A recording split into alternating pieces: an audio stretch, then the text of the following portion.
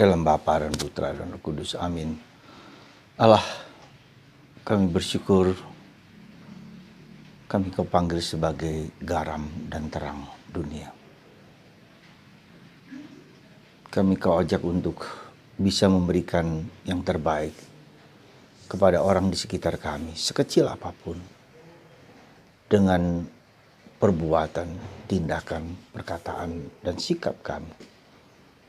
Bantu kami ya Bapa untuk bisa memancarkan sinar itu, bisa mempengaruhi seperti garam dimanapun kami berada. Terpujilah nama-Mu kini dan sepanjang segala masa. Amin.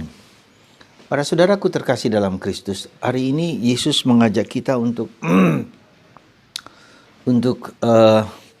menjadi terang dan menjadi garam. Kita tahu garam untuk makanan itu tidak boleh berlebihan dan tidak boleh kekurangan, pas. Ya, garam itu memberi rasa enak, rasa nyaman, rasa tenang. Tapi garam juga berfungsi untuk mempertahankan conservate barang-barang makanan-makanan yang misalnya ikan, misalnya barang-barang tertentu ya, dikasih garam maka dia bisa bertahan lama.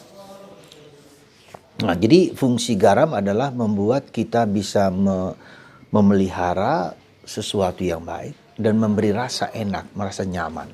Ya, tidak perlu berlebih-lebihan, tetapi cukup sehingga orang merasa bahwa kehadiran kita memberikan rasa nyaman bagi orang lain. Kita juga menjadi terang, ya, terang di mana berhadapan dengan kegelapan, berhadapan dengan kecemaran, ketidakbaikan. Apa yang mau saya sampaikan kepada Anda bahwa kehadiran kita, hidup kita itu merupakan garam, memberi rasa. Kehadiran kita itu memberi terang, ya, menjadi pencerah bagi orang lain. Dan kehadiran kita itu memberikan kehidupan, mencerahkan bagi orang lain. Mungkin ini salah satu aspek penting dari garam dan terang dunia. Ya. Yang mungkin kita bisa renungkan, apakah kehadiranku di dalam keluarga, apakah kehadiranku di dalam masyarakat, apakah di dalam komunitas, itu memberi rasa nyaman, rasa tenang, rasa enak bagi orang lain. Atau juga bisa dalam tanda petik ketika hidup kita menjadi baik, orang menjadi tidak suka dengan kita. Ya, ketidaksukaan itu bukan karena kita tidak baik, tetapi karena baik dan membuat orang lain tidak nyaman dengan orang yang jahat itu, tidak nyaman dengan kita. Dan itulah yang sering kali terjadi sebagai orang Katolik dimanapun kita berada, kita memberi terang dan membuat orang lain tidak suka dengan kita. Lalu mereka mulai kasak kusuk, memberikan gosip dan seterusnya. Itu juga sesuatu tantangan yang tidak mudah bagi hidup kita bersama. Itu yang pertama. Dan panggilan untuk menjadi terang dan garam itu di saat sekarang ini atau di kapanpun itu memiliki dampak yang memiliki dorongan yang kuat. Dan untuk bisa seperti itu kita harus belajar banyak dari bacaan pertama hari ini, Nabi Elia. Nabi Elia dengan berani, dengan gagah mengatakan kepada Raja Ahab bahwa akan ada akan ada kekeringan selama kurang lebih 3,5 tahun. Karena raja lah yang memimpin bangsa Israel untuk menolak Yahweh sebagai Allah mereka dan menggantikannya dengan Baal. Ya, nah itulah yang kemudian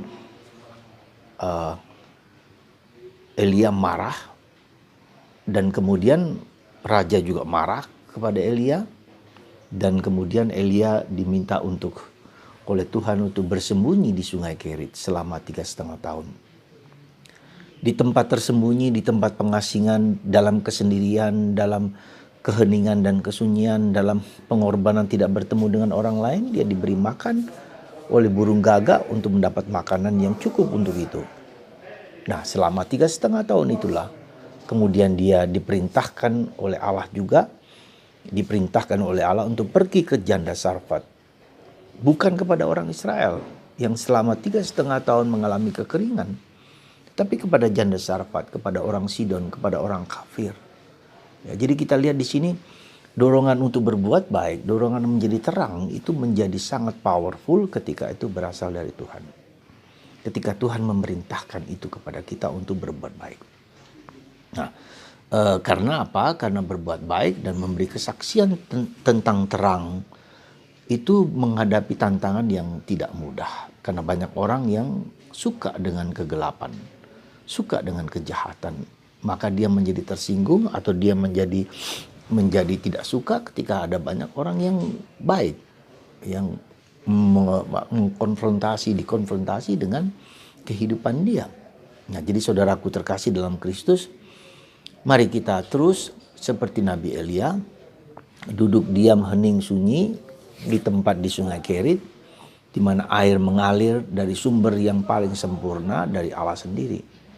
Dan itulah saudaraku terkasih, semoga Anda di setiap hari mendengarkan renungan saya, di setiap hari mendengarkan bacaan Injil, di setiap hari mendengarkan bacaan-bacaan kitab suci, dengan harapan bacaan itu menginspirasi Anda, meresap dalam diri Anda, mengubah hidup kita, sehingga menjadi pribadi yang bercahaya, pribadi yang menggarami di sekitar kita.